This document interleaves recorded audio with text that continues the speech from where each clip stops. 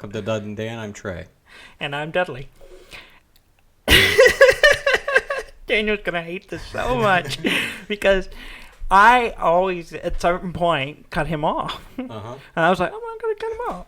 I want to let him go. Because you're not Daniel. And I respect your artistic sensibility. Oh, it's fun. It's fun getting to sit on the other side of the table. Yeah. Metaphorically, because I'm actually on the same side of the table. Yeah, and I was debating because I'm always on the right side of the audio spectrum, stereo right, and then Daniel is always stereo left. And I was like, I could be on the left side this week. But then I was like, no, we're going to stick to the right, and then we'll put you on the left. As y'all might have gathered, listeners, Daniel is not here. Dan has decided to go to Minnesota for whatever reason. For a long time to take a trip to Minnesota. Almost 2 weeks. So I have brought in Trey once more. Hello. To co-host with me. And we're going to do a better job than y'all did last week. Wow, I don't know. I don't know. I was on fire last week. I don't know. I didn't listen to it. All I know is that you were very quiet in the episode. We have since fixed it. So if you listened to the episode like when it came out, you probably noticed Trey was lower in the audio levels and Daniel was very loud. And he went back and re-edited it, and we put it up again. So if you read it later, you should be able to hear it. I don't know. I didn't listen to either one. Yeah. I'm eating the mic right now. Like I am millimeters away from the microphone. So like I don't think it's me. Yeah. If there was a problem. I think it's mostly just me and Dan are both very loud, and you're not a loud person. Okay. Yeah. All right. I'll take it. And so Put that on my we have to adjust the microphone. Daniel, who usually pretty good at these mixing things, should have done that, but he didn't. Yeah. But this time I'm running the mix, which I've never done in this entire run of this show. About 4.5 years we've been doing it. You've never mixed No, I never do it. I'll let Daniel handle it. So. And I'm already doing better than him, so that's a start. That's right? a nice mixer. I have a personal copy of that mixer, and I have a work copy of that mixer. Yeah, the Alesis Multimix 6 USB. You can't get it anymore. Yeah, it's several years old. This specific one. You can get one very similar to it. It's a different brand, but this brand I don't think exists anymore because we were looking at something. Because I needed to get one at the time in the show when I was in Houston and we were recording separately. I was trying to get the same one just for simplicity's sake and couldn't find it. And I ended up buying another one which had its own quirks, and we ended up not using it after I came back. But how are you, Trey? I'm good. Yeah. Yeah. What? I don't know what y'all talked about last week because, like I said, I only listened to the first 5 minutes when y'all were talking about me being gone because I had gone to Vegas. And then you just tuned out. And got married, and I wanted to hear what y'all said about that. And then once y'all got past that, I stopped listening. What's your favorite movie set in Las Vegas? When I listened to that part, I was like, Casino. And then Daniel immediately, after pondering, was like, Casino. And I was like, I think Casino is probably my favorite one. Now, I had to think about it, but I think Casino is it. The Cooler with William H. Macy is really good. I haven't seen that one. No. He plays a guy who is on a casino's payroll, and for whatever weird magical realism reason, he is just bad luck. Bad luck? Like he has just always had rotten luck for his entire life, and this casino has hired him to go hang out next to people who are winning. Oh. So he just instinctually brings bad luck to people. Yeah, the floor boss or whatever will be like the guy over at table. And he just is goes up, and stands and by. he just goes and he like deals into the blackjack game or whatever and sits next to him. Okay, so he has to be playing. Well, or he has to be like proximity somehow, and he just sits there and he talks to him and he like loses horribly, and it just makes the entire table start to lose. So yeah, that's pretty good. Okay, I'll have to check that. There's like another additional I guess that's kind of the premise, because it's like already established that that's his thing, and then like he gets involved with this other couple that shows up that they're trying to run this big scam. Yeah. Anyway, it's a cool, like, kind of a low key sleeper of a movie, but it's really good. Who's the star in it? William H. Macy. Okay. Yeah. Yeah. And you know what? It may not be Vegas. It may be someplace like Reno. It's just, but I know it takes place in a casino. Okay. Well, if you broaden that out I have no movies idea. with gambling, it could be a big spectrum. Right. You could throw some Bond films in there. I meant for it to be Vegas. But now that I think about it, maybe it's not. It may not be Vegas. Yeah, I don't know. It could be anything. Well, I had a good time in Vegas. I also looked up where Monte Carlo is, and Monte Carlo is actually in the country of Monaco. Monte Carlo is not, like, they're not separate things. Monte Carlo is in Monaco, and Monaco is this tiny, like, country nation state that's on the south of France. Yeah, I think that's when I started tuning out on the episode when y'all got into talking about that. And I was like, this is not about me anymore. Why don't we just redo the entire episode? I can just talk about the same thing. And just have my perspective. Yeah, just your then I would have had to listen to it and then go, this is my perspective and make it better. And I wasn't going to do that. Okay, well, we did talk about, we talked about Paper Mario. Yes. I saw the description because I uploaded my experience with Paper Mario Thousand Year Door. And getting stuck in the last boss fight due to a bad save point and never being able to actually finish it. Well, that's unfortunate. Yeah, it was. Who knew? It's ruined your experience for games ever since. Yeah, and it was a bit like I couldn't go back because of, like, I died every time I tried to go back because and I couldn't go forward because I was severely underleveled and didn't have enough items. I used all my items to get to that save point. Yeah, and then you just couldn't progress somewhere. So, but it was the final boss fight. We did get there, and we could keep doing the boss fight, and we just could never get past, like, the second time the boss mutates into its final form. I've never played any of the Paper Marios. They're really fun. Yeah, very cleverly written, got a lot of good humor and a lot of good, interesting mechanics that, like, are super on the paper theme, and so, like, the whole origami thing, that looks like it's going to be a blast. Daniel's been playing it, and I want to play, and I kind of wish he bought a physical copy, and I could just borrow it from him. What's the one that was on Wii U?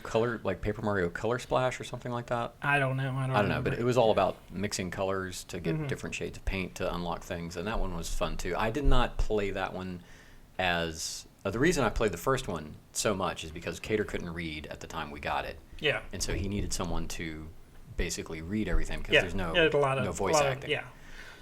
So it was like reading a storybook the whole time we were playing this. And but by the time the one on the Wii U came out, he was able to read, so he played it himself, and I just kind of ducked in and checked it out. I don't think he ever finished it, but because he gets distracted. Yeah.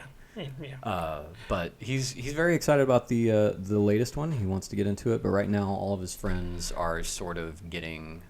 He's got a lot of friends who just got Super Smash Brothers on the Switch, and so you're playing it a lot. They're playing a lot of Smash Brothers. Yeah, he would bring it over to with him to some earlier game nights when that first came out, and we would put him in his place. And I'm gonna do. Well, not immediately. If you'll remember, like he trounced everybody until Robert got serious. Yeah, Robert was like, "Oh, I can't mess around with this 9-year-old child. I have to actually play." Because Robert's pretty good at it. Yeah, and I'm pretty good at the new one, but it takes me a while to warm up, and I don't play it very often, except because I don't own a copy of it. I either play Daniel's copy or I play with when Robert comes in. And, so he first got up, he was just like, whooping us all over the place. And then we were like, okay, we're not going to be nice anymore. Yeah. and then I think every time he would come over and Robert's there, he'd be like, let's play. This is the challenge. He's the person to beat. Yeah, so he would like the Paper Mario, but I told him that he just got Animal Crossing for his birthday, and I told him that he has to beat Animal Crossing before we'll buy it. There is no beating Animal Crossing. Yeah, does he know that? He knows. He gave me the look. Well, I guess you could technically say you beat the game once you paid off your house. Does that ever happen? Yeah. I didn't know that was even available. I thought Tom Nook just he swindled you for every penny you got. Forever. Kind of, but there's a point where you paid off. You can pay off the house. You can't expand it anymore. I have gotten to the point where I still owe the last amount of money, but there's no reason to pay it because you get to the point where you expanded the house as big as pot you can, and if you pay it off, you just go. He goes, yay! You get a discount. But I have so much money in the game, I don't care. But you don't want to do it just for the satisfaction of finally gotten through Tom Nook's dirty game. No, because there's no interest on the loan, so it can just sit there forever. Oh, wow. Yeah, so he hasn't quite figured out the real con is to charge interest on that one. Mm-hmm. But I guess that would be too mean for children, not for adults, but for children, it's not cool. Yeah. So I went to Vegas last week and got married in a little chapel. And this is a podcast about gaming, so I know. Have to talk about the game. But there is some gaming parts in this. It's called gambling. Yeah. And that is gaming. I know. They have a whole I was setting you up. What's it called? The gaming commissions, or is it commissions? Or what the people who regulate that stuff? Again, everything I know about Las Vegas is from movies, so that sounds right. The gaming commission sounds legit. So I gambled and did very well actually, and I won $1,400 the first night, which paid for the whole weekend. So we did pretty good. Yeah, you more than broke even. Mm-hmm. Yeah. I don't recommend it. You get married every month. Just go to Vegas once a month. It'll pay for itself, according to my experience, which is once. But I think that's a fluke. I don't think that's regularly happens. I don't think that casinos would stay in business if they paid out everyone constantly. So you rolled the dice and you rolled a nat 20 and everyone else rolled somewhere else. Yeah, pretty much everything is closed in Vegas. So there were some restaurants open, so we ate, and then we would just go to the casino, and that's all we really did besides get married. So I'm gonna have to let you know, Trey. I've been taken. I'm married now, so just so everybody out there, let everyone know, and the listeners, careful and you, girls. that I am no longer on the market, as they say. That's good. I am a taken man. Mm-hmm. Though nothing else feels different. Taken with Liam Neeson. Yes. That's accurate. Okay. All right, let's talk about games. I haven't played that many games this week. I played a couple. Yeah? What'd you play? Well, so my brother-in-law, Rob, had a quarantine birthday party, which meant that we all logged on to whatever platform we want, because it's cross-platform now, or maybe it always has been, but it definitely is now, and played Rocket League. Oh, yeah. For quite a bit. Yeah. And that was a lot of fun. So. Yeah, I have it in my news today. I have some stuff on Rocket League. So we fired up the Discords, so we had cross-platform chat, and Cater and I were split screen on our end, and then nice. He was playing and my sister was playing. They have 2 boxes, and then a bunch of his friends were all playing, and his brother. So I guess that's like my brother-in-law. I don't know. Another brother-in-law was playing, and it was fun. I have not played Rocket League in a long time. It's been I had year to or two since I re-download played. it because I'd swept it off to make room, and I think I'm going to leave it on there and play it some more because it was a lot of fun. Yeah, it's a fun one. I played it a lot for a little while, but it's going free to play soon. But I've already paid for it. So. Yeah, I know. So I mean, it's kind of the I don't think I paid for it. I think I got it for free. Yeah. For the PlayStation Plus at one point. Well, that's cool. That means that people who don't have it can get it. And I assume that means they're going to be doing like microtransactions. Probably. And most of the skins free play and stuff. Yeah. All the cosmetics will go into, you have to. It's also leaving Steam, which I thought was unusual, because it's going over to the Epic Game Pass. So if you already bought it on Steam, you'll still have it. It just won't be on the store anymore, so Okay. you can't. No one new can buy it. That's the way those things typically work.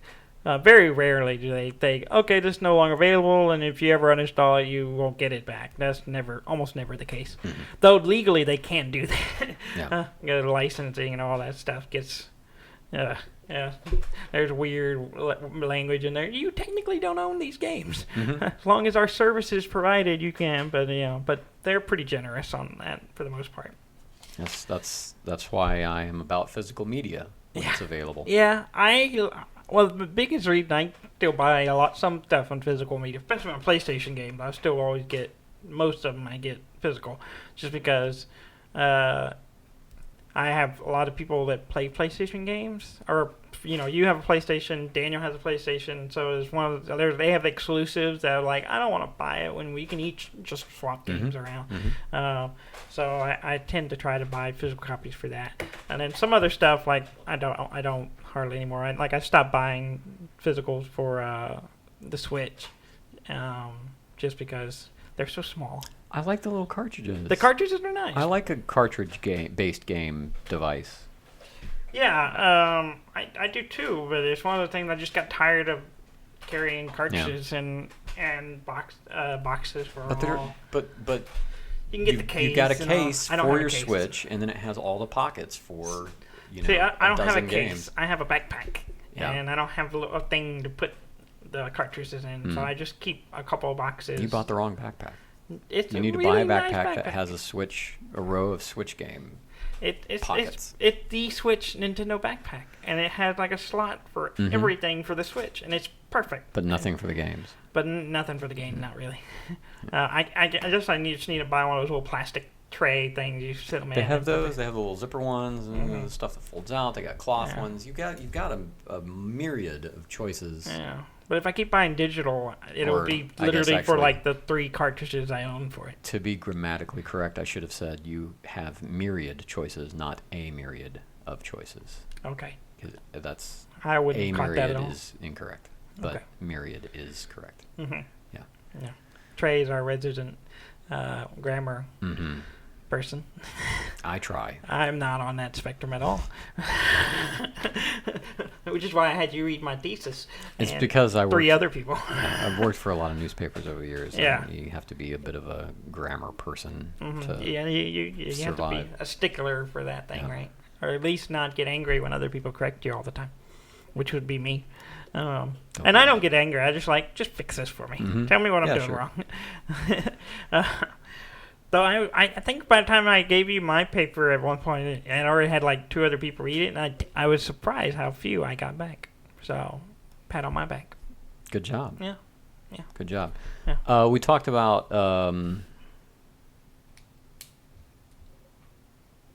Did you lose your thought? Yeah. What else have I played? I have continued to play City Skylines, but we went pretty deep into City Skylines. Yeah, I know you were playing it heavily there for a while. I'm enjoying that. It's a slow-paced.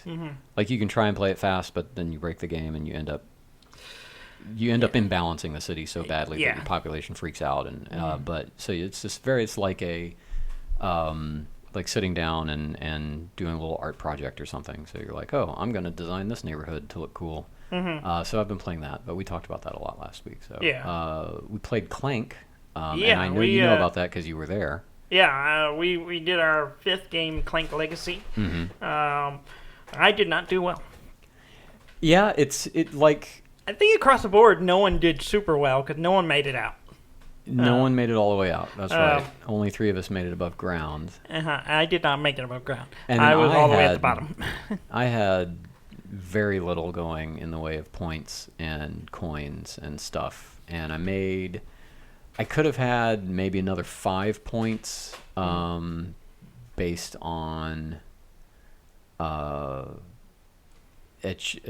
had a choice at the end. It was like, okay, I could go this way or I could go that way and try and stay alive a little bit longer and maybe get one other thing. Yeah. And so I tried that and it ended up not working and I just died. Yeah. So I should have instead of buying the boat, I should have bought the crown and got myself another 5 points. Yeah.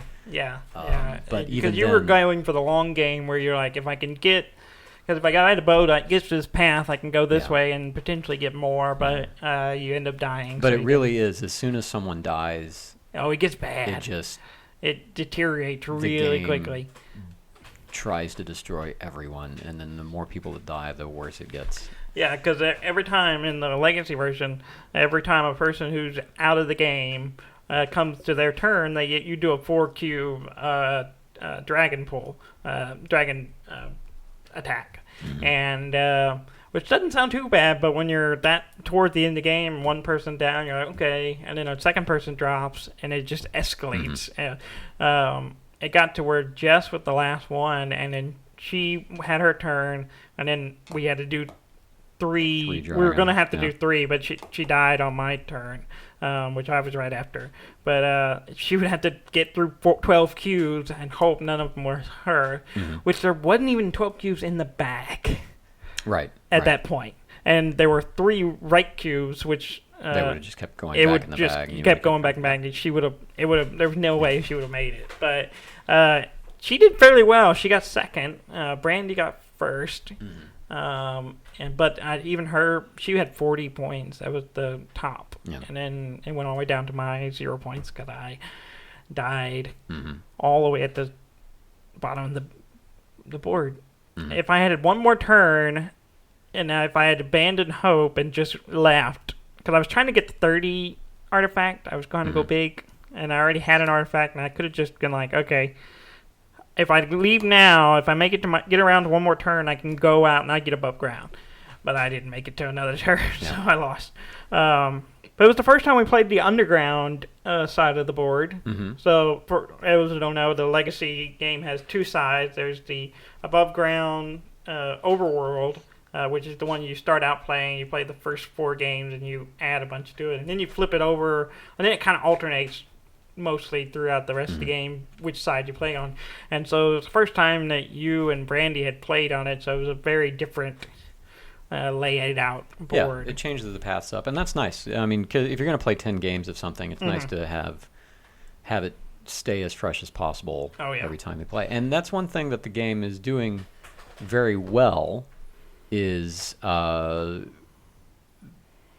with the story, like opening up new sections of the game, changing the rules of cards that you already have, and destroying cards that you really like, and getting new cards that you're going to like too. But the deck is just getting bigger and bigger and bigger, and so you seem to see fewer of the sort of the workhorse cards that you're looking for, and even a lot of the cards that are you're lowering your chances of seeing any card because there are so many more cards every time you play it. And so it's been interesting. Like, this last game was the first game where I felt like I didn't have anything going for me at all. Yeah. You've done well. You've won choices. Most of the first 4 games. I can't remember what the actual split is. I got the highest score of anyone. I got like 106 points or something like that. In one of the games. Yeah. You've done very well. But this is probably the worst one you've done. Yeah. But I think it just came down to the cards, and I don't know. I didn't have a clear strategy this time, and the strategy that I tried to go with required more gold than I had. And so I had to kind of do some holding moves back and forth, trying to find some stuff. And then at that point I was like, well, I'll just start unlocking stuff on the board. Yeah. Just to see what else opens up. And so then I started going around. This game was different for me too, because I usually go for draw cards and try to go through my deck as many times as possible, because it opens up more opportunities that way. And that's always my strategy. Right. I don't think I bought one. No, I don't think I bought a single draw card the whole game.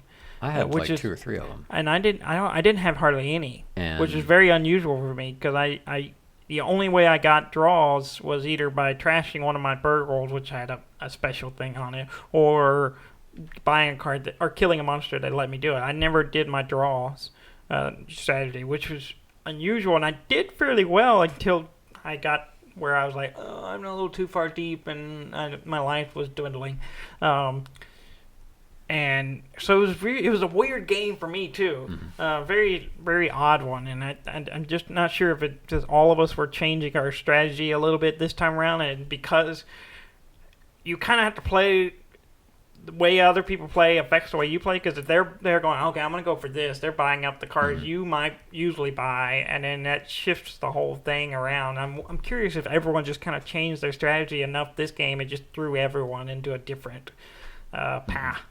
Well, a lot of it was also just the price of the cards that were on offer. Yeah, that happens a were lot. really high, and there just wasn't a lot to choose from. Sometimes you get a shuffle that does that, where you get a whole bunch of expensive cards. It really hurts you if it's really early, so you're just sitting there kind of going, I can't really buy anything. So you're buying the basic stuff, which I try to avoid doing if I can, and I bought more this time than I usually do. But it was a good game. I liked. Even though I did terrible, I still had a good time playing, and I was. It's what's interesting to me is this is my second time through, is the choices that y'all have made that are different than ours, and we've actually unlocked a few things that we didn't get to in our game, and I'm kind of excited to see the slight differences between the two and the choices that y'all make. Y'all are also better about naming things than we were, and we weren't very good about, because it was my copy of the game, so it was kind of left to me, and I'm terrible at naming things. Yeah. So I was just like, I'll figure it out later. And then we might name something from two games and go, we'll do that now. But I try to not influence the choices on this one too much, because I want it to be different, and it has been different. And we've seen some the different changes that usually it's just like now something different is on that spot as opposed to what choice you made. Some of it is, okay, you unlock this stuff eventually. It's just the order of it, but some of it is it actually changes what's on the board, and that's pretty fun.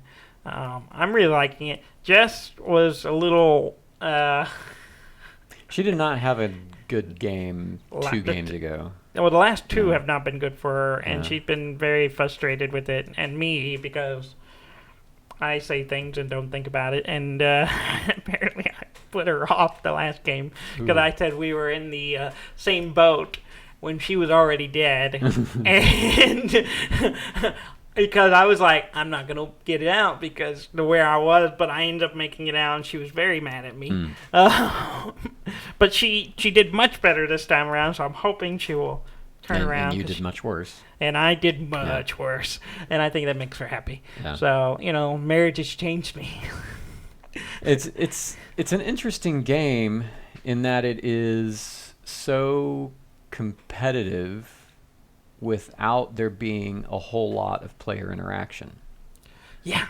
The most that you can do really is beat someone to a space and or take buy a card before they take something they were wanting or buying a card, but you can't actively target another player necessarily because there is a few mechanics that do, but they're in Legacy. There's one mechanic that allows you can.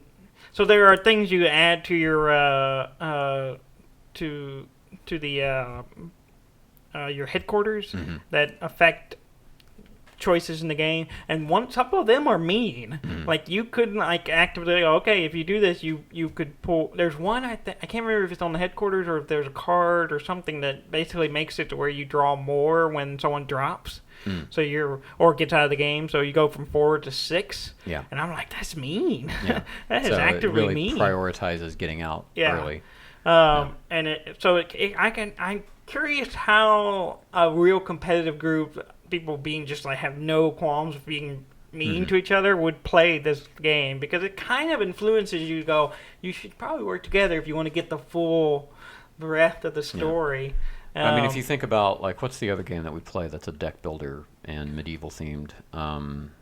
The one where you like hit the person to the left. Hero Realms. Hero Realms, yeah. So Hero Realms is very similar in the way that the card plays, the card play is, but without the board, obviously.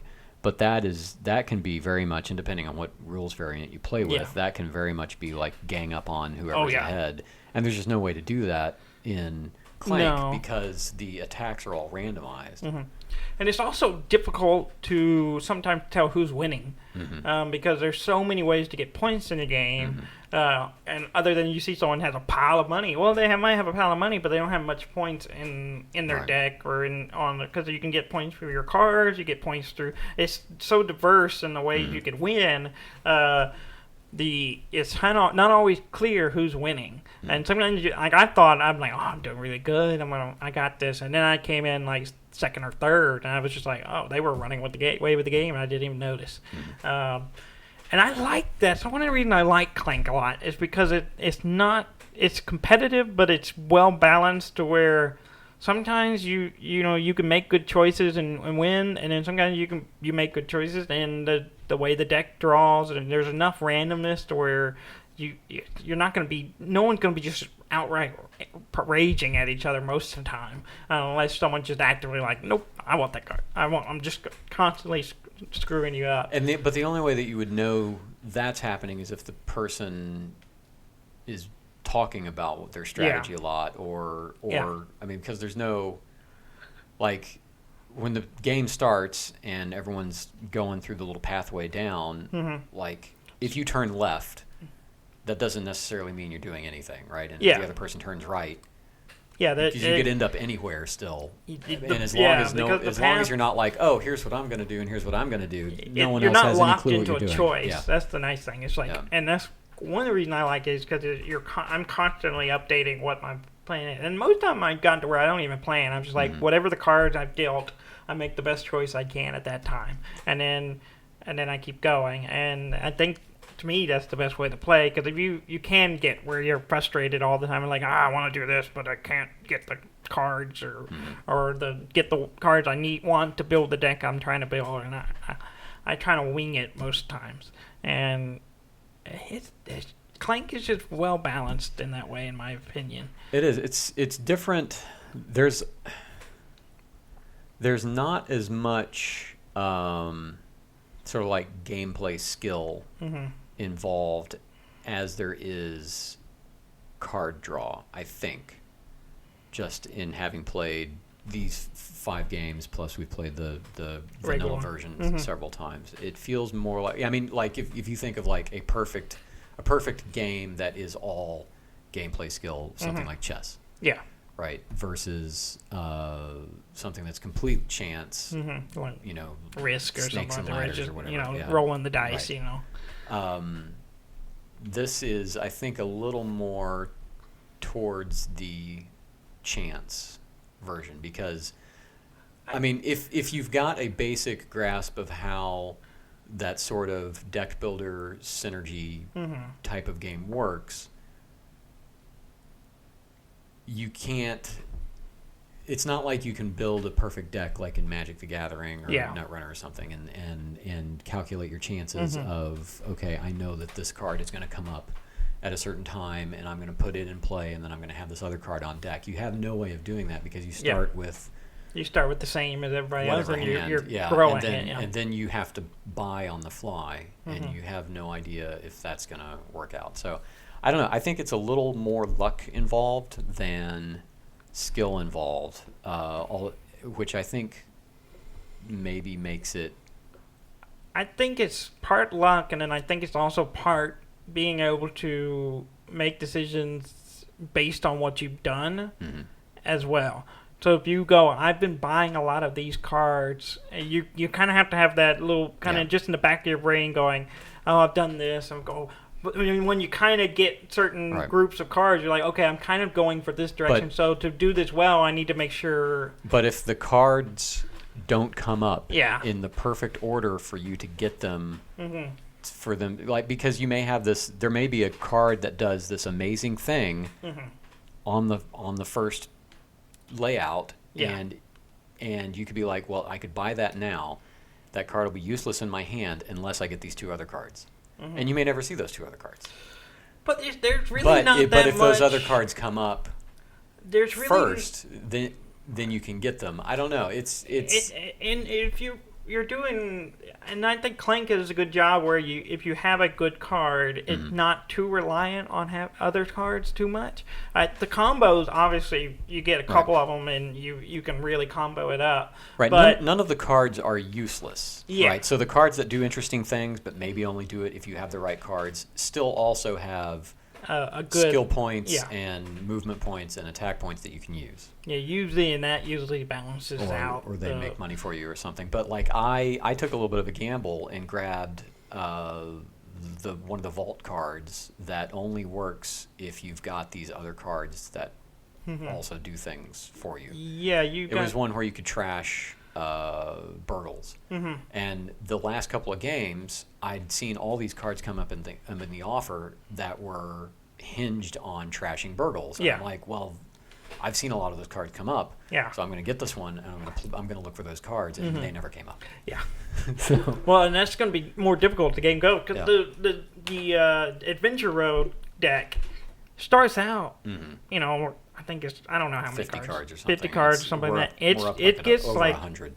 It triples by the time you're finished. It feels right now. It feels like shuffling a Magic the Gathering Commander deck. Yeah, I don't know what that means. So Magic the Gathering. I didn't play Magic, so. Oh, okay. Well, Magic it has your standard deck size, which is I'm gonna have to go back in my brain. It's something like 40 cards is kind of about where a standard Magic deck would sit, and Commander doubles it, so it's like at 80 to 100 cards. Okay. And they're just a pain in the butt to shuffle. Yeah. Is basically how you can tell. When it gets to the point where you're like, I can't shuffle this, you're at like Commander deck size. So we're there at this point. So if it's still going to get bigger, and we're only halfway through the game. It's kind of hard to tell how I take you seriously on your difficulty shuffling because you have small hands. I do have small hands, so that I mean, your perspective on that might be skewed. Maybe.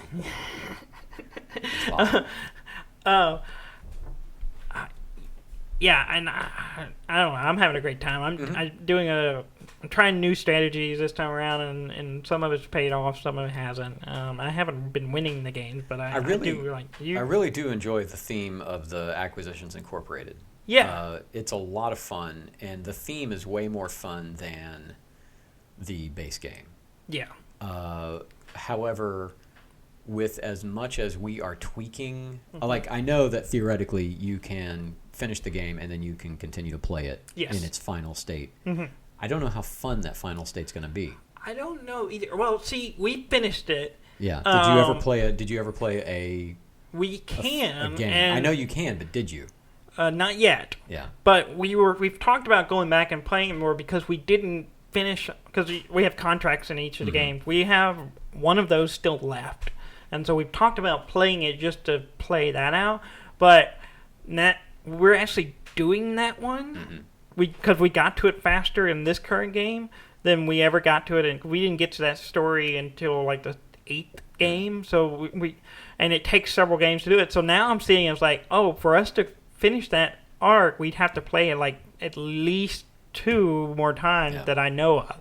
Maybe 3, depending on how fast the story progresses. But it's just one of those side stories that we just didn't get to. And now we're seeing it, so it's one of those elements that's kind of fun in the new one. I'm like, we didn't get to this. See, I don't know, like if I wanted to introduce someone to the game, I don't know that I would want to introduce them to the completed Legacy game. I wouldn't. All. I think that would be a horrible move. You would play the regular Clank with new people and introduce them to the game, and then get them into it, and then be like, we do have this one, and it has some differences, and we can play it once they get, maybe they get tired of the base game. Which is a shame, because do they have a Acquisition Incorporated non-Legacy version? Because I think that would be really solid. I don't know. They don't have it. I know that, but that's kind of probably because the idea is you could just play this one once it's done. But the cool thing is me playing our Legacy version, and you after we finish this one, we're gonna play yours. They're different games, and you'd have to. They have differences on the board that affect the way you play it, and so. We may have to do it at some point. Just play once we finish it. We can play one with that one with ours, and just see. We can really highlight the differences between the board. And then also there are these patrons, which we introduced one new one in this game that we unlocked, but you don't play it in the legacy game. So there's different. That add us like a flavor to the current game, and there are some that get introduced you don't actually play through the legacy, and there's a handful beyond. So they're just there. The, they're just the there base to shuffle in later. Yeah, and you can play pick one randomly, or go, hey, let's play with this one. We haven't played with it yet. And there are things that are added after you finish that kind of add some randomness to the play, like our roles that we picked in the legacy. When you play without the legacy progression, you randomly get one of those, or you draw and pick kind of thing. You don't get to pick one immediately, unless everyone just wants to go, I want to play with this one. But there's some things I'm looking forward to see how y'all react to once we get to it, and when it comes up, because the play is different. This is the second legacy board game I've played before, or board card game. The previous one was the Terminal Directive expansion for Netrunner. Okay. Which I think that one, based on just my experience with it and the experience of like reviews I've read of it, I don't think that's the best example of a legacy game. Although it was fun because it gave a lot of new cards that did interesting things that you could play with. But legacy gaming, I think it was a pretty weak example of it. I know people really love the Pandemic legacy. The Pandemic was the first very popular one. Yeah. And I have not played it. I haven't played it and either. I've heard it's interesting because it like literally destroys portions of the board and stuff. You really, literally, once you finish it, you can't play it anymore kind of thing. It's very destructive. Yeah. And so I hear it's fun, and they have multiple seasons of it now, but I've never played it. Well, the Terminal Directive, about half of the cards were only ever used in the story game. Yeah. But then you got to keep half the cards to like throw in your deck. Yeah. And play other games with. So, but there were a lot of like very character specific ones, and there was a lot of like peeling stickers and putting them on the cards. If you won the game, then this card might have gotten a little weaker, or if you lost the game, the card might have gotten a little stronger to try and like let you catch up or whatever. I don't know. I think maybe we misread something at some point, because we finished the campaign in a weird way. I don't know. This just as far as the Book of Secrets in the Clank Legacy goes, it's very well organized and everything.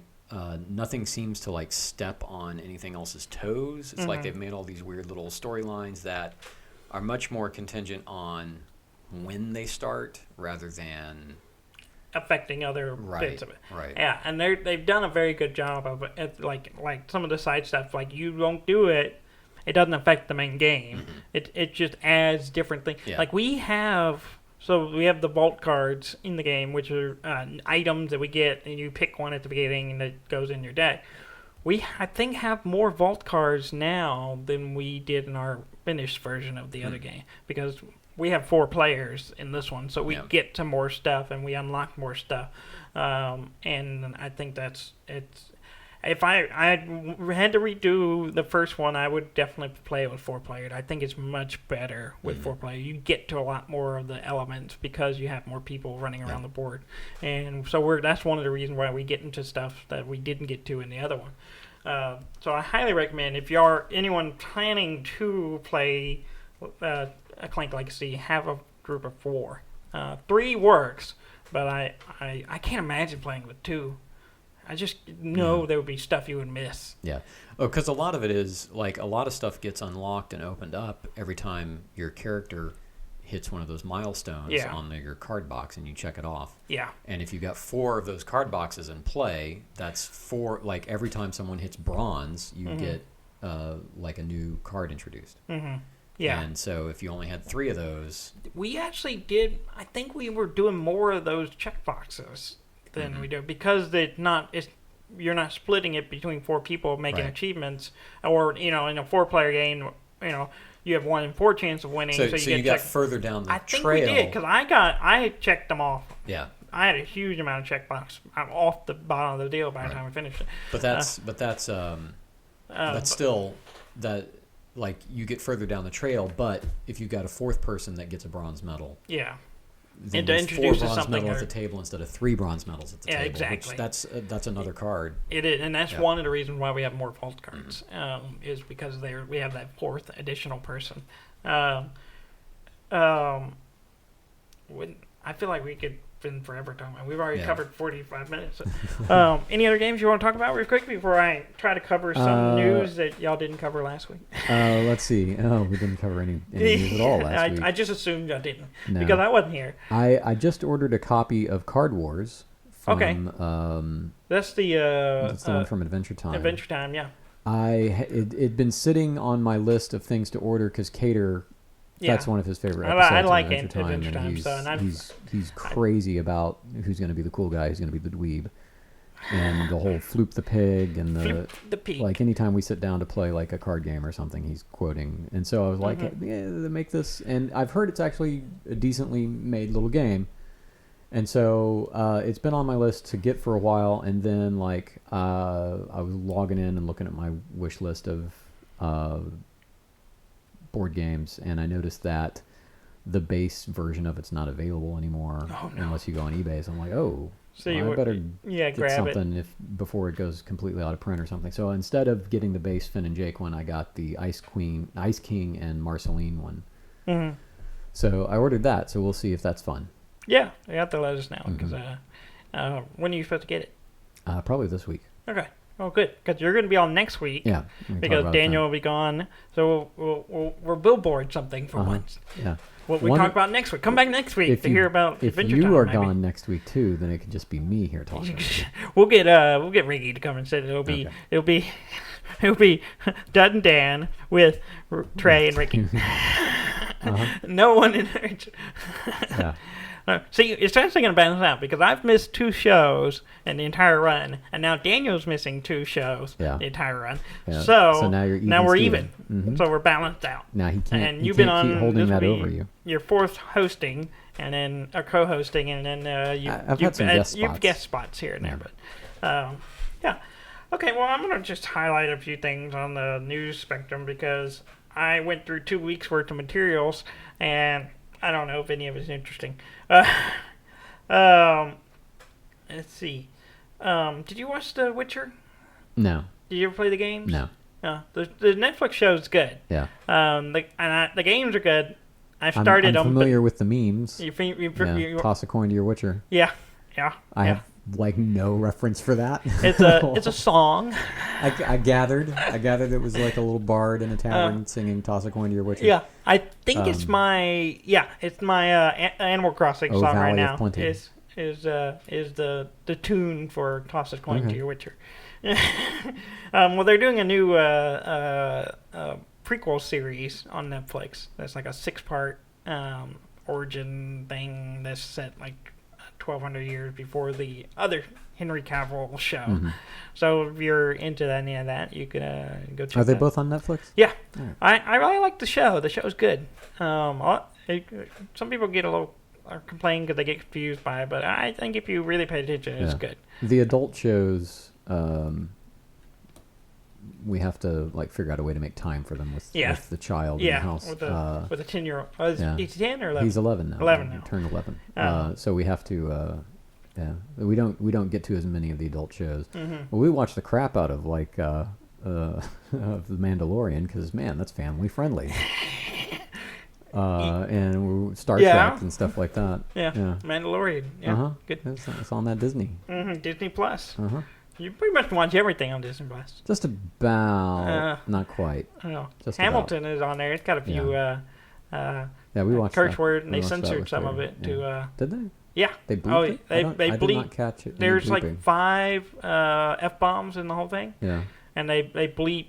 I noticed 2 of them. Because they played one. They played one for a laugh. Yeah. That's the only one that's still in there, really. Yeah. And they don't fully say it. And then, but there's 2 I noticed they bleeped. And mostly because I only noticed because we watched it with the subtitles, so we see the censored word on there, and they just drop out the audio so you don't hear it. And it's so fast you don't see it. But it's one of those things. There's like a lot of people. I'd say a lot. Some people were complaining that they censored it, and Lin-Manuel was like, "It's not that big deal though. We compromised." But yeah, let's see. Did you ever play Splinter Cell? Yes. Wow, that takes me back. Yeah. So there's original Xbox. They're doing an anime on Netflix. They're doing a Splinter Cell anime that's coming out for Netflix. They've announced it. So it's good. An adaptation of the Splinter Cell story. Whatever. So I'm a massive Deus Ex fan. Okay, yeah. From way back. So like I bought a computer in my own computer in I guess I've had my own computer since the mid-90s, but I bought my own computer in like 1999 or something like that. I forget you're so much older than me. The first like hardcore game that I got into with it that wasn't like just it was Deus Ex. And yeah, I only bought the last one because ruined you were talking me about it. for Splinter Cell. Really? Yeah. Because the I can see they're very both different. Sneaky games. Yeah. They're both sneaky games. Splinter Cell's cool because it's got the whole light level thing, right? And that wasn't really a thing in Deus Ex. It sort of was a thing because you could tell if you were in shadow based on looking at your hand. If your hand was in shadow, the bad guys had a harder time seeing you. Just your hand. So if your hand was over here in the shadow, you were fine. Like you just stick your hand up. I'm in shadow. You can't see me. Your hand was like the shadow indicator, right? Okay. So if your hand looked like it was in shadow, that means your body was in shadow. If your hand looked like it had light falling on it, that means. Anyway, but Deus Ex is almost an open world game. The levels are so massive, and you can get from point A to point B any way that you think you want to, and you can exploit so many things. Like you can put a mine on the wall and stand on the mine, and put another mine on the wall and stand on that mine and reach down and pick up that one, and you can climb the Statue of Liberty and get to the boss from point A, from the dock. The first level is like you've got to get to the top of the Statue of Liberty and confront this terrorist that is up there holding it hostage. Okay. And so like, you can just bypass the whole path by just everything, and the game won't punish you for it, and it will let you do it, and it's there, and it allows that. And Splinter Cell not like that. Doesn't do that at all. It's entirely on rails. Yeah. But the thing that drives me the most nuts, like, okay, I'm fine with a game that's on rails. If you want me to get from point A to point B and just figure out how to like get around these things, because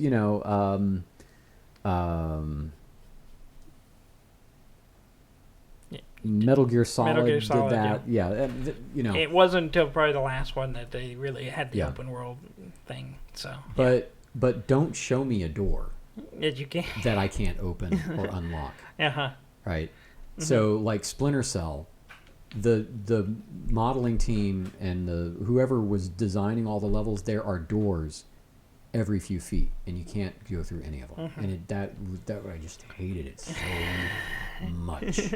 At least don't design it to where a reason why you can't go through that door or whatever. So Deus Ex, like there's a hotel. There's a hotel level that you're in, and you're like, this is a hotel with the fewest doors in a hallway I've ever seen. Because they didn't put a door. Because if you couldn't go through it, they didn't put a door there. And that does mean that there are these long hallways that don't have doors. Like, where are all these rooms? Probably should have doors, but at least the game isn't lying to you. Yeah. I can understand. There's some that do a good job of that and some don't.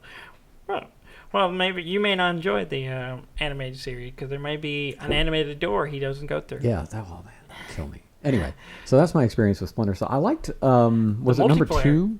Oh, yes, the multiplayer on the later ones are really good. Those were it's fun. One of those early versions of like the asymmetric play style you could be the soldier or the spy, and I love those games. I remember playing that a lot. And I played the multiplayer way more than I played the actual storyline. And they haven't made a Splinter Cell game in 15 years. And there was another one that took place, like the opening level took place on a ship. Was that Splinter Cell 3? No, that's Metal Gear. There's a Splinter Cell. The second Metal Gear Solid takes place. Yeah, on I know ship. that one does too. Yeah. But like, there's a Splinter Cell that maybe I don't remember the opening. And it's been a long time since I played it. That one they made a little better in that because they rather than giving you this big open level, they're giving you a ship. Yeah. So that helped. Yeah. Well, anyway, they've already greenlit 2 seasons and 16 episodes of anime that will be on Netflix sometime in the future. Let's see. Did you ever play Halo much? I played a ton of Halo. Well, original Xbox. Played a ton of Halo 1 and Halo 2. Yeah. Well, the new one. So they have a new one coming out for Xbox and I think PC. I should have fact checked that, but I don't know if that's true or not. But the Halo Infinite is supposed to come out the next gen console, the Xbox Series X or whatever. But the interesting thing is that they accidentally leaked the information that the new one's multiplayer will be free to play. So you don't have to buy the game, the single player game, to get the multiplayer. It's quite the opposite. You can just play the multiplayer, and they're kind of doing this like, everyone should play. And so that's kind of cool. Because I probably won't buy it because I don't have an Xbox. I'm not going to buy an Xbox Series unless it's on PC, which Microsoft has gone very heavy with the crossplay with the PC. Not crossplay. Their exclusives are still on PCs, so they're not really exclusive, which is why I say there's no reason to buy an Xbox. If you have a computer, just play on your computer. So if you're looking for the Halo multiplayer, you'll be able to play it without buying the full game. Let's see. G4? Did you ever watch G4? The gaming show TV station or channel or whatever. Yeah, it's apparently coming back. I didn't know it went away. But I don't have a television. I forget. Yeah, you don't have a television. Yeah, it went away like a long time ago. Yeah. it died pretty much because it got to the point where they had nothing to put on, and all the information you would get on that channel was just on the internet. Yeah. And I'm curious what's going to be on it or what the format of it. I'm surprised that there isn't in a way, I'm surprised that there isn't a live streaming gamer channel. ESPN's been doing it kind of because taking the Twitch format and like getting a really personable host or like a host team, and one of them's playing, the others are like doing commentary. And they do that, but it's all streaming. Yeah, exactly. I'm just surprised that cable hasn't seen the success of Twitch and thought, why aren't we producing a show like this? This is stupid cheap to produce. Yeah, it is. Yeah. And the thing is, they're actually kind of doing it, but it's ESPN. So ESPN, especially in recent months, because they can't have sporting events and all that, they've gone to all, the sports people playing the digital, the video game version of it. And then they're just showing that and streaming that, and showing that on ESPN, which I think is hilarious. And there's already been a scandal with NASCAR drivers paying gamers to drive for them. Yeah. Nice. Because he wasn't very good at the actual game. So, like, what's been happening in the past several months due to the pandemic is cycling racing is a multi-million-dollar industry all over the world, and especially in France and Spain and Italy. There's a lot of money involved over there. They've all been playing what's it called? Zwift. Zwift with a Z. Okay. Like Swift, but with a Z. Yeah. And it's actually pretty cool. Maybe we should set up a Zwift rig at some point because it's technically gaming, but you're riding a bike. So they've got. I don't know about that. It's really cool. So I know one of our friends does the riding a bike digitally. Like James does. James, he mostly, I think he rides more that way than actually out in the real world. Yeah, he puts in crazy hours, and he started doing it in the winter because he wanted to keep his fitness up. Yeah. But it was freezing cold, and Zwift had come out, and basically, if you got an iOS device or you've got a computer, you can get Zwift, download Zwift, and you are dropped into this world that is full of roads, and then you have to buy. If you do it the deluxe way, You buy this device that then you take the rear wheel off your bike and you clamp your bike frame onto this thing. And it can detect your revolutions on your wheel as well as your pedal strokes. And it has resistance gearing built into it. So when you go up a hill in Zwift, it gets harder. It gets harder, and when you go down a hill, it's easier.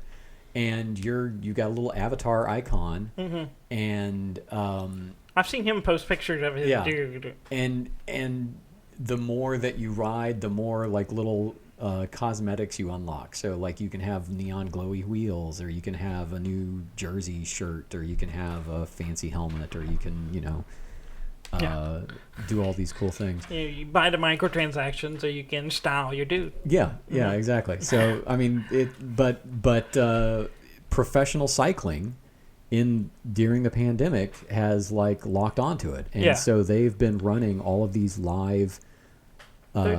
People they have a webcam on the racers, and so you can actually see them, and they've got guys doing commentary just like they do, and they're like, oh, let's cut over to this camera, and then they'll cut over to the camera of the guy like hammering, and then they'll cut back to the gameplay footage of them going around the highway on this island that doesn't exist, which that's another funny story in itself. I don't know if this is still a thing, but there for a while, so Strava is an app. It's a social app for cyclists that tracks your GPS rides. So like it'll tell you your mileage and how fast you went and all that. And people use it to log because people like to log their fitness and stuff like that. And there for a while there was this little zone out in the Pacific Ocean that just had this massive amount of traffic on it because the people who made Zwift needed to fake GPS coordinates for their places to be able to log their Zwift rides into Strava.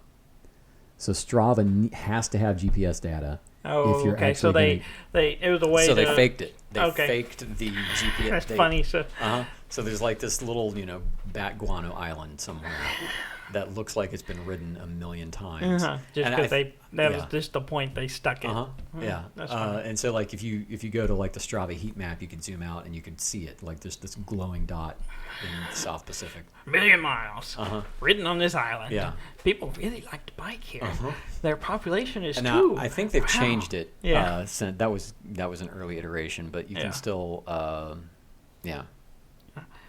It sounds like you're just trying to get me on a bicycle.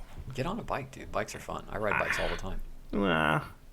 It's so hot. Yeah, I would be on Zwift, except it's quite a bit of an outlay of cash to do it right. See, there was one, I listened to another podcast, and they were talking about one, and it starts with a P, I think. Peloton? Peloton is even more... Ooh. Yeah, like, they talked about that one, and I was like, a lot of people got into it because of all the pandemic stuff. And I was like, but Peloton doesn't have the... So, like, in Zwift, if you pedal, your bike moves, and you can steer it, and you can go wherever you want. Peloton is much more like... They have like a coach who's they're sitting there yelling at you. Yeah. You need to do it faster. Or they'll put video up of someone who's already like an actual video camera that was on the front of a bike going around a road or something. Whereas Zwift feels like you're playing World of Warcraft, but you're just riding a bike. It reminds me of the Penny Arcade guys. They on one of their shows, they were talking about one of the guys was trying to get healthier or whatever, and he was playing WoW while on a treadmill. And that's what I think about when you're like, well, let's put a bike in front of a TV and you can pretend to. Well, because so if you're a serious cyclist, which you are, consider myself. I'm not like a professional. I don't race, but I am a serious amateur cyclist. You're a daily rider. Yeah. The thing that sucks the most is bad weather because if you get. I have ridden in the rain. I've ridden in the freezing rain. I've ridden in just horrible heat, and it all sucks. On mountains. But somehow it sucks less than putting the bike on the trainer and just pedaling. And I've tried all kinds of stuff. I've tried watching TV. I haven't found a genre of show that can take my mind off of it quite enough. Yeah. I've tried everything. I've tried mysteries. I've tried comedies. I've tried movies. I've tried Twitch streaming. I've tried. It's like at some point, like you feel like you've been on the bike sitting there for hours, and you look down, and you're like, oh, it's been 5 minutes. Yeah. When you don't go anywhere, you mean? Yeah. And you're sitting there and you've got the fan blowing on you and you're just dripping sweat because the sun's not evaporating the sweat off of you. Yeah. And but if you want to keep your fitness level to be able to, like, if you quit for 2 weeks because the weather's bad, then you got to start all over again. You got to build back up. Yeah. So I would really like to try it because at least it seems like something. But again, like the entrance fee, Zwift is nowhere near as high as the Peloton. Yeah. It can be, but you don't have to buy the top of the line thing. But the Peloton thing is high. Yeah. That's for rich people. But yeah. Sorry, Jess is texting. Oh, that's good. Yeah, she's like, "Can I call you?" I'm like, "No, I'm on the show." Well, we've already covered an hour, and I've covered 2 things on my list. So you talk a lot, Trey. I ramble. I talk a lot. You know too much. That's an Alfred Hitchcock movie. Is it? The Man Who Knew Too Much. Oh, right. Yeah. I prefer The Man Who Knew Too Little. That's good. Bill Murray. Yeah, I like that one. Yeah, that's the one I've seen. I haven't seen the other one. I've seen both. You got to see both. So you get all the jokes. I'm sure there's a lot of jokes in it I didn't get because I hadn't seen the movie it was parodying. So I'll work on that. Okay. Not anytime soon. No. But I'll tell you that, so you'll leave me alone. I'm going to run through some stuff real quick, just in the next 5 minutes, even though we're already 6 minutes over. And we'll just stuff I want to cover because I think it's cool. The G4 might be coming back, or it is coming back next year, some point, some form. They announced it at Comic-Con. They announced a new Fable game. Did you ever play the Fables? I love Fable. Again, original Xbox. Yeah. I had one, and so I played everything. Yeah. They're coming out with Fable. a new one. It'll be on Xbox and PC, and it kind of implies it's a reboot, which might not be a bad idea considering there was a lot of expectation baked into Fable, and if you were following those games. Was that who did Fable? What's the guy's name? I cannot remember the name. Daniel would know. Not Molyneux. It was Molyneux? Yeah. He made a lot of promises he couldn't keep. That was his MO. Yeah. Yeah, he still does it to this day. Black and White, Fable. I love Black and White. Black and White was one of my all-time favorite games. Black and White and Black and White 2. I go back to it every once in a while, and I've talked about it on the show before, but I wish they would do a new one of those. That would be good. Someone else doing it, though, so we have reasonable expectation. They announced a new DLC for the Outer Worlds, which is the Obsidian game called Peril of Gordon. Comes out September 9th. Obsidian also announced their new RPG, another first-person shooter RPG that's called Avowed. Avowed is a magical fantasy game. So, and they make good stuff. They did Outer Worlds. They did Fallout New Vegas. I don't know if you played any. Yeah. Has a lot of stuff. A lot of people, I think, who worked there worked at Interplay back in the day. So, they've also announced the Stalker 2, the post-apocalyptic game. And we talked about a couple of weeks ago about they're maybe raising the prices of console games to $70. For who? For next gen. So anyone in the PlayStation 5 or Xbox Series X, whatever it's called, will have to. The rumor was they were going to go $70. But Ubisoft has come out and said at least for the rest of this year it'll only be $60. So. Yay, good news for 2020 for once. Buy all your games 5 years later and... Yeah, it's not a problem. The Trey way. Wait till it's free on PlayStation Plus. I do that a lot, too. There's several games that I have just not got to, and then it's like, I got it for free. It drives Daniel nuts because there's a bunch of indie ones that come out on Epic. Indie games that come out on Epic. He like almost every one of them he bought, like 6 months to a year ago, and then now it's free. I'm like, I got it now too. I didn't have to pay for it. I think that's all I'm going to cover for now. All the announcement stuff that came out that's relevant to the time period, and we may get to more news next week. I doubt it though. We get into conversation, Trey. And then I'm a talker. Yeah, and we don't stop. And me and Daniel talk. But some reason we go into deep dives when you're on the show. You gotta turn over all the rocks and see what's under there. Yeah. Yeah. It's good. It was a good episode. I'm glad we covered some of the depths of Clank Legacy that I don't think we've really covered yet on the show, because me and Daniel are very different than me and you. Okay. Mm-hmm. And that's a good thing. And I am different from both of them. I too. That's true. I too am different. Trey is different from both of us, and that's a good thing.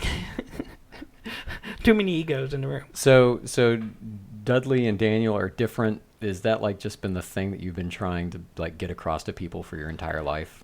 Yeah, but no one believes it. Yeah. I don't think anyone believes the twin paradox. Mm-hmm. I just got married, and my wife boy, is my just arm's going, tired. "Oh, you two are different," and that's only in the last couple of months where we've been living with Daniel, so she sees all the minute differences. But we are so very the Wait, same. so are you saying that before you guys all moved into this house, that like she saw a lot of similarity? You could have pulled like a Freaky Friday, another you moment or something. I don't know. What's a good like twin switch movie? I don't. There's a twin switch movie. There's got to be one.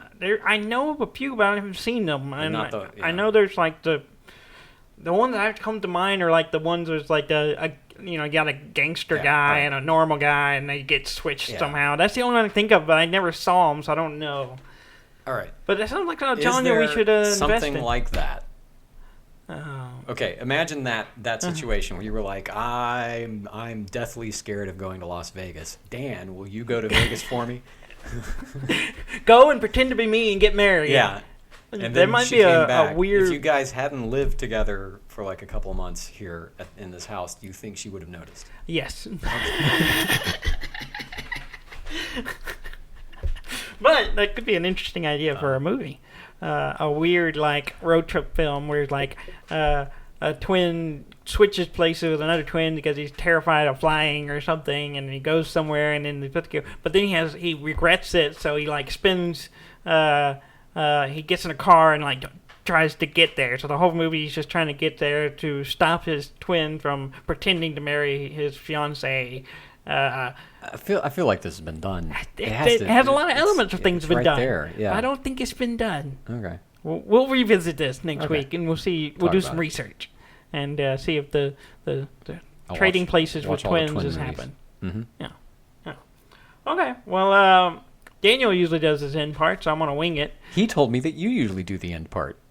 Well, I say the last thing. Oh, okay. But he does the whole like spill, like go to our website, dudanddan.com, and like, comment, subscribe, which you can't do on the website. You have to do it on. I don't know. Are you on Instagram? Yes, we are on Instagram. We are on Twitter. What's your Instagram handle? For the show, it's Dud and Dan. All our handles is now Dud and Dan. Yeah. On Twitter too. At Dud and Dan. Yep, all of them. Are there any underscores? No. Oh, nice. On mine, it's Dudley_May.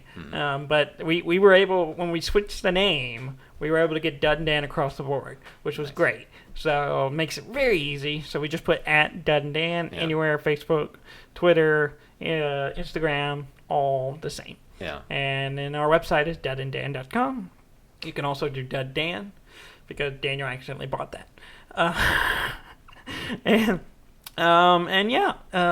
Share with your friends or something. I don't know. If you go to lisamattress.com and put in Dud Dan, do you get 10% off? You can try. I don't think so.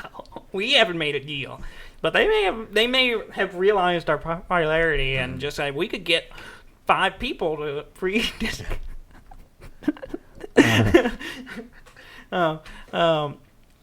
Thank you very much for listening. I'm Dudley, and I'm Trey, and this has been Dud and Dan /Trey with Trey. Yeah. Thank you very much. You're welcome. Bye. Bye.